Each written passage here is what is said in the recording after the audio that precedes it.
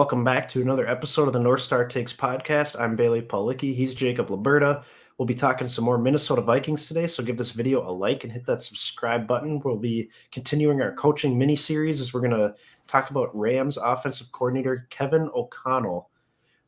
Young guy, very unproven in terms of coaching ranks. I guess what strikes you about him right off the bat? What are some things that you like, aside from him being a young, fit male that seems to be the trend in the NFL? Yes, beyond that, I would say really it might sound kind of dumb, and maybe this isn't the way to go, but from a fan perspective, I think I really like this thought is that his association with Sean McVay, really, just because you've seen a lot of success with those guys around the league now. I know it's only been a short time, and obviously McVay is still young himself, but he got all these guys he surrounds himself with, like the LaFleurs of the world, or Brandon Staley, now the coach of the Chargers, had a good first season, albeit they missed the playoffs. It's still pretty solid. And then you have who's the third one I was thinking of? I've mentioned this before, even. Who's the third one? He's got three of them. Oh, who was it? I don't know. No, Zach Taylor. That's what Zach Taylor, yeah. Zach Taylor, yes. The coach of the Bengals. I can't believe I almost forgot that. Yeah, Zach Taylor. So you got three of them. All Brandon Staley should have been in the playoffs. The other two for sure are very much in the thick of things. And truthfully, I think they'll both win their games this weekend. So I think being a part of that system, being part of that culture, I think is good for learning how to lead a team and really be a consistent contender, I would say, because ever since McVay has been there, one of the Rams not been in it, really. I feel like they've been successful every year with him, besides I think a down year in 2019. I think that was when they went 9-7. That's the down year. So like I can certainly live with that. So I like that a lot. I like that he has plenty of coordinator experience. He's been the offensive coordinator on a team for the last 3 years, the last two with the Rams, the year before that with the Redskins. And then I think if you're a Kirk fan out there, I think you like that his last year in Washington, Kevin O'Connell, that was his first year there. And so they have some familiarity there. And maybe if O'Connell likes Kirk enough, then maybe he can get more out of Kirk than Zim ever would have. So obviously that's setting a low bar, but still I think that's worth considering too. But I think there's something interesting here. I know he's not quite so high on the list as a lot of other guys that are being thrown around as far as potential coaches, not only for the Vikings but any team really. But it could be worth a look. I think there's certainly something there with Rams assistant coaches. So I'm kind of a fan in that regard. How about you, Bailey? Yeah, that's probably the most intriguing part about him is that he's from the Sean McVay coaching tree. He had a cup of coffee with Sean McVay. Any coach that is basically on a staff with Sean McVay is going to have a chance to be a head coach in the NFL, and it goes to show what an incredible job Sean McVay has done and how impressive he's been.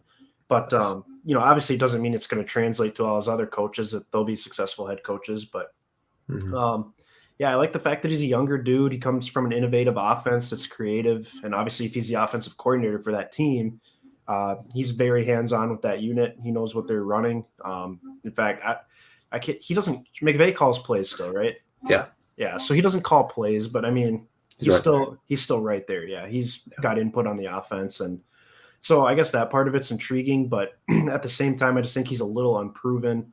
And I don't know. I think there's better candidates out there for sure, but it definitely doesn't hurt to give a guy like this an interview and just, maybe he just impresses you and knocks your socks off and you have no choice but to hire him. But once again, like previously stated, it kind of comes down to who the GM is going to be and what that connection could be. Yeah, for sure. I think that's worth considering too. I think that's a very important piece that honestly, I think people got to consider a little bit more. And we still haven't hired a GM yet. So right now the picture isn't very clear, but obviously it gets a lot more focused once we pick a GM and they're involved in the search for who our next head coach would be. And I think we might as well, you brought up some good points about the concerns there. We might as well get talking about the concerns here. I think with, I would say, my biggest holdback is probably just the inexperience there. Like you said, he doesn't have a large coaching background. I think he's been a coach at all since 2015, and obviously in a prominent role. It has been the last 3 years. So like that's pretty good, I would say, as far as a prerequisite goes. But again, not calling the plays, it's a little bit riskier. But then again, that shouldn't be the end all be all for hiring a head coach if he calls players or not. Yeah. But it is a little concerning. And then Yeah, I think that's got to be the biggest thing. Really, it's probably just the inexperience there, and if he's really a leader or not, I don't really know. I haven't heard that much about him, I guess. Right. So he's kind of deeper on the list and harder to figure out. But again, like you said, this could totally change in an interview, and maybe he just blows you away, and you had no idea he had this side to him. Right. I think it'd be a risky hire just because, like you said, the lack of experience. Don't really know much about his leadership qualities. It could be one of those where you're trying to just be a part of the trend of hiring a young offensive mind.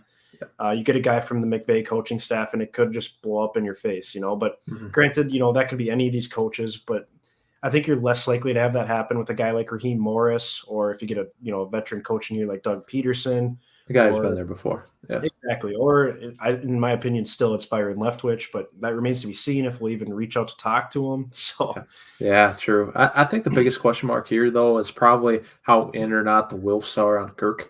Because if they're out on Kirk, I don't think this happens. But I think if they are still somewhat in on Kirk, I think O'Connell's probably higher on the list than anybody even realizes because of his familiarity there.